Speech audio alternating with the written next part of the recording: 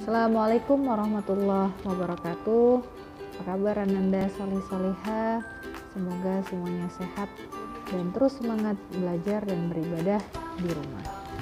Baik, pada pagi hari ini kita akan belajar tema 2, subtema 2 dan 3 materi PKN ya, tentang persatuan dalam perbedaan.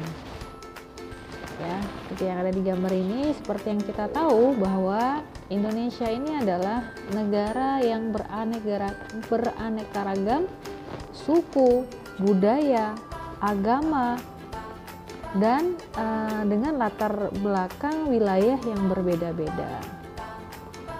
Oleh karenanya, dalam kehidupan sehari-hari, masyarakat Indonesia sangat membutuhkan semangat persatuan dan kesatuan, juga kerjasama yang terus harus dijalin dengan baik.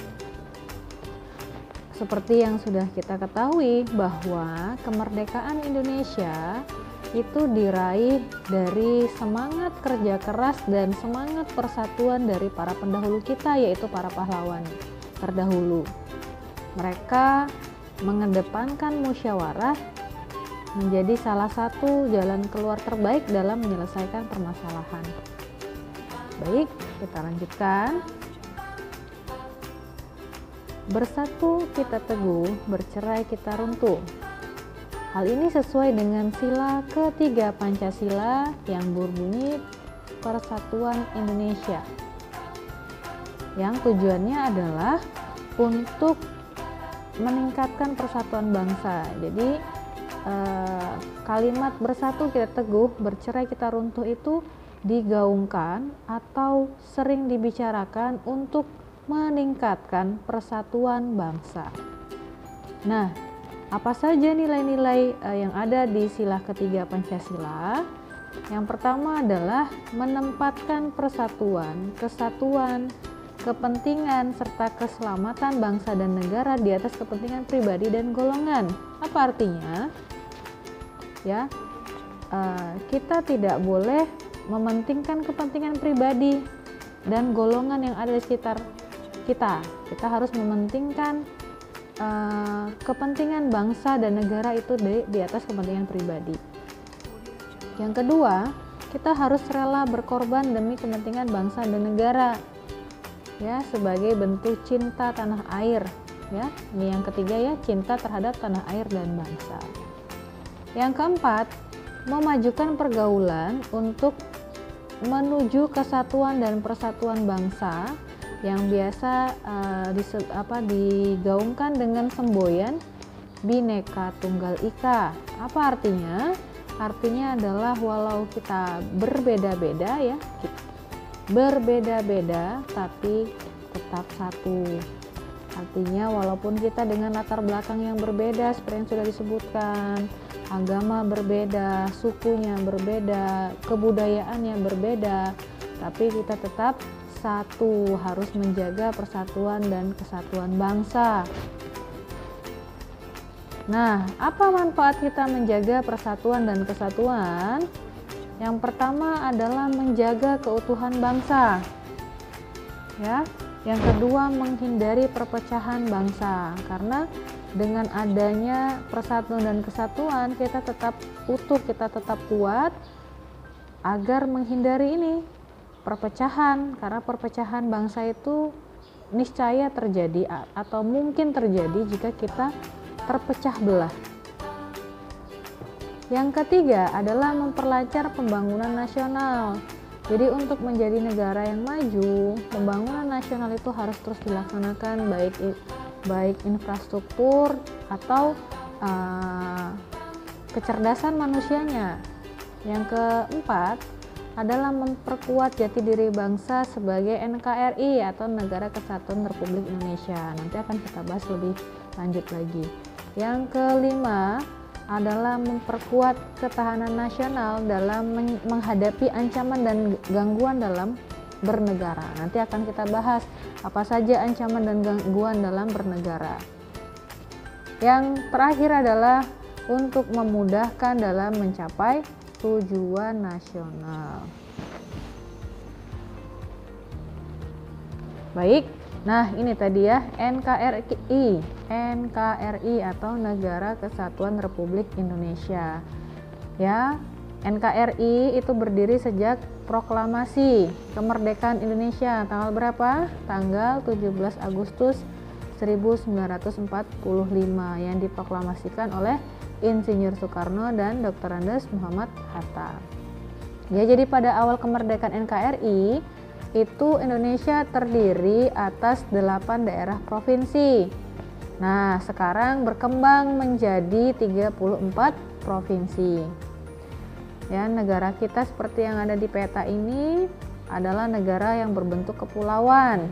Dari Sumatera, Kalimantan, Jawa, Sulawesi, Papua, Nusa Tenggara, ya, berbentuk kepulauan. Dan kita harus menjaga persatuan dan kesatuan kita dari ancaman-ancaman yang mungkin datang, baik itu dari dalam negeri maupun dari luar negeri. Nah, sekarang kita akan bahas apa saja ancaman-ancaman yang mungkin datang ke negara kita. Nah, ini dari dalam negeri. Yang pertama adalah pemberontakan. Pemberontakan ini artinya rakyat Indonesia memberontak terhadap pemerintahan atau pemimpin yang ada di negara Indonesia. Pemberontakan ini dari dulu ada ya, ada gerakan Aceh Merdeka atau GAM, ada gerakan Maluku, gerakan Papua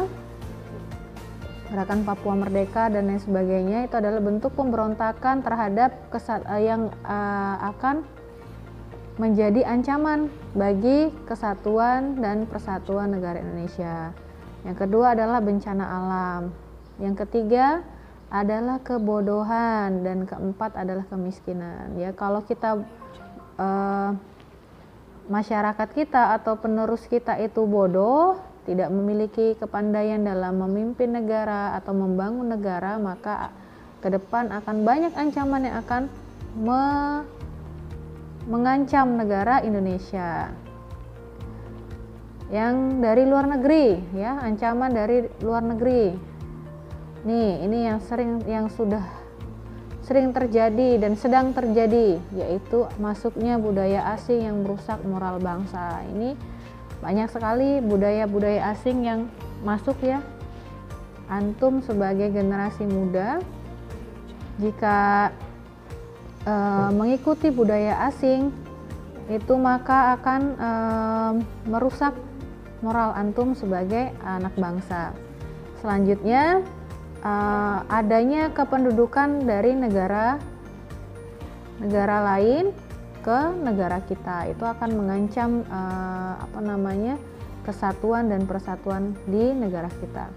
Oleh karenanya persatuan dan kesatuan bangsa itu harus dijaga oleh semua warga negara dan merupakan kewajiban semua warga negara, terutama antum sebagai generasi penerus bangsa. Kalau antum tidak bersedia untuk menjaga persatuan dan kesatuan bangsa, bagaimana kita bisa menjaga negara kita dengan baik? Nah, ini ada tiga kegiatan yang mencerminkan persatuan dan kesatuan dalam masyarakat. Ya, di lingkungan rumah, apa yang harus dilakukan? Yang pertama adalah saling menghormati, saling menjalankan kewajiban dengan baik dan benar, dan saling bekerja sama. Ya, di rumah pasti ada pembagian kerja dan itu harus dilaksanakan dengan baik. Orang tua mencari nafkah, antum sebagai anak harus belajar dengan baik dan membantu orang tua sesuai dengan kemampuan antum.